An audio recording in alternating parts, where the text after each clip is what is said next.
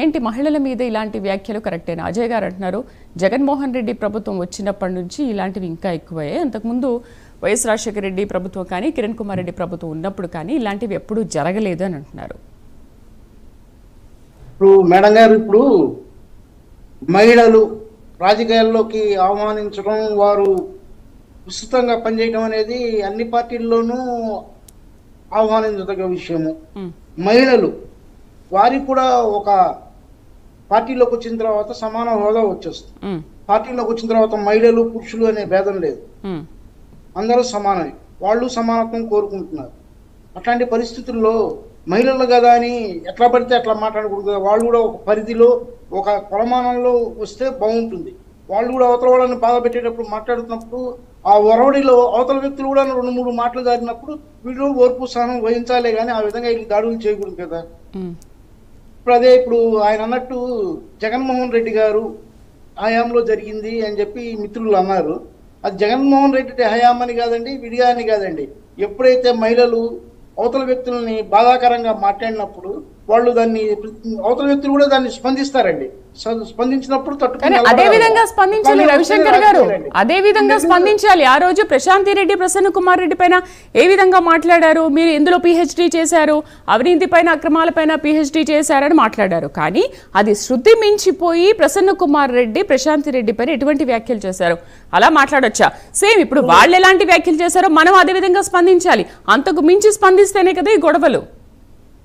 ఇప్పుడు ఇక్కడ నెల్లూరులో ఏమైందంటే వారం 10 రోజుల నుంచి వాళ్ళిద్దరి మధ్య డిబేట్ జరుగుతుందండి. ఆవిడ అంటున్నది, ఆయన అంటున్నారు, ఆయన అంటున్నారు. ఈ సందర్భంలో ఈయన కొంచెం ఓవర్ రియాక్ట్ అయిపోయినట్టున్నారు. అందుకని ఆ మాటలు వచ్చాయి.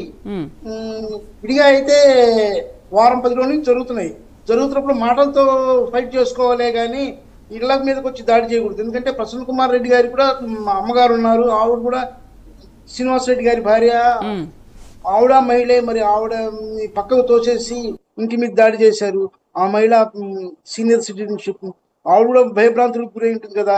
అక్కడ ఎట్లాంటి సంఘటన అయినా జరుగుతుంటే ఆవిడ మహిళే కదండి. అక్కడ ఈ సంఘటనలు ఒకరోజు జరిగింది కదండి. వారం 10 రోజుల నుంచి కాన్సిక్వెంట్ గా ఒకళ్ళు అనుకుంటున్నారు. ఈ ఒరవడిలో ఒకళ్ళు ఎక్కువలు ఒకళ్ళు తక్కువలు మాట్లాడటం సహజంగా జరుగుతుంటుందండి. అది ఒరవడిలో వచ్చేసిందే కానీ ఏది కావాలని అనుకున్నది కాదు. ఏంటంటే వారం 10 రోజుల నుంచి వాళ్ళ మధ్య ఫైట్ జరుగుతున్నదండి. ప్రసన్న కుమార్ కూడా అలా ఫ్లోలో వచ్చేసింది అని అంటారా? ప్రసన్న కుమార్ రెడ్డి కూడా చేసిన వ్యాఖ్యలు చెప్పలేమండి. ఎందుకంటే మాట్లాడుతున్న వరవడిలో అంతకుముందు జరిగిన సందర్భాన్ని బట్టి, ఆ కాన్స్టిట్యూషన్ బట్టి ఈయన ఏదో నోట్స్ రాసుకుంటుంటారు, ఆ దాంట్లో మాట్లాడుతూ వెళ్ళిపోతున్నారు. అంతకుముందు జరిగింది కూడా మనం చూడాలి కదండి. మేడం గారు ఏమన్నారు, అంతకుముందు వాళ్ళ మధ్య ఏం మాట జరిగింది అనే విషయాన్ని కూడా చూడాలి కదా. అదే జరిగింది అంటే ఇప్పుడు తనే ఓపెన్ గా, ప్రశాంత్ రెడ్డి గారు తనే ఓపెన్ గా చెప్పారు కదా, నేను ఎందులో పిహెచ్డి చేశానన్నాను, మీరు అది గుర్తించాలి అని.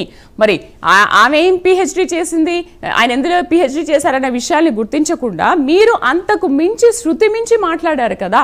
నిజంగా ఒక ఆడబిడ్డ పట్ల అట్లా మాట్లాడడం కరెక్ట్ కాదు కదా. మొన్న నుంచి మీరు చెప్పినట్టు 10 రోజుల నుంచి డిబేట్ జరుగుతూనే ఉంది.